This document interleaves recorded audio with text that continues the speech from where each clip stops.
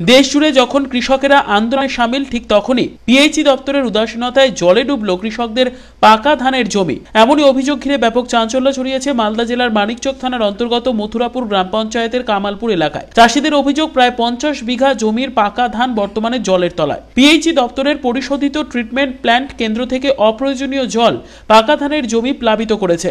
বিপুল পরিমাণ জল ফেলার কারণে সেই জলে প্লাবিত হয়েছে পুকুর সংলগ্ন জমি। বর্তমানে ধান পেকে গিয়েছে। ধান কেটে ঘরে তোলার ঠিক আগের মুহূর্তেই এমন ঘটনার জেরে ক্ষতির আশঙ্কা করছেন চাষিরা। চাষিদের দাবি, কৃষি ঋণ নিয়ে চাষ করেছেন তারা। এমতো অবস্থায় কিভাবে ঋণ শোধ করবেন তা নিয়েই দুশ্চিন্তা তৈরি হয়েছে চাষিদের মধ্যে। এই তো ধান জমিতে জল ভেসে গেছে, পিএইচই নোংরা জল ভেসে আমাদের ধানের সমস্যা। কিভাবে জলটা ঢুকলো এখানে? এই তো পুকুর উপচে আসলো। পুকুরে জল কোথা থেকে আসলো? এই পিএইচই মথুরাপুর পিএইচই জল ওখানে আসে? নোংরা জল পুকুরে উপচে আমাদের জমিতে আসলো। কতটা জমি এরকম ভাবে জলের তলায় আসে? 50 বিঘা।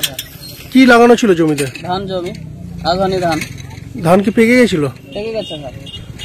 ধান কি কাটতেন তার আগে? এরকম কাটতাম, আজকালে তো কাটা যাবে না, মুশকিল সমস্যা। আর গোটাটাই জল আসে এখন? হ্যাঁ, আমার কাকুদের ধান কাটলো, ওটা কেটে ধান তো ডুবে গেল জলে, তো ধান তো গজে গেল ওদের। বর্তমানে এখন আমি কিষাণ লোন নিয়ে ধান জমি চাষ করলাম, কোথা থেকে আমি ব্যাংক শোধ করবো? কি চাইছেন এখন আপনারা? আমরা চাইছি যে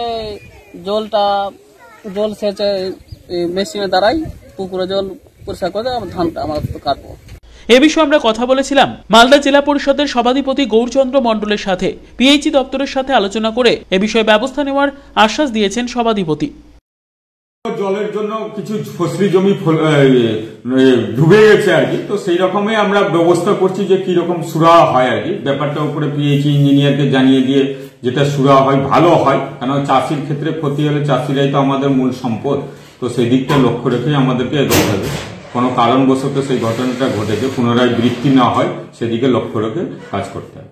যদিও এই ঘটনার পরিপ্রেক্ষিতে পিএইচই কর্তৃপক্ষের কোনো বক্তব্য পাওয়া যায়নি। পরিতোষ সরকারের রিপোর্ট, কুলিক নিউজ, মানিকচক।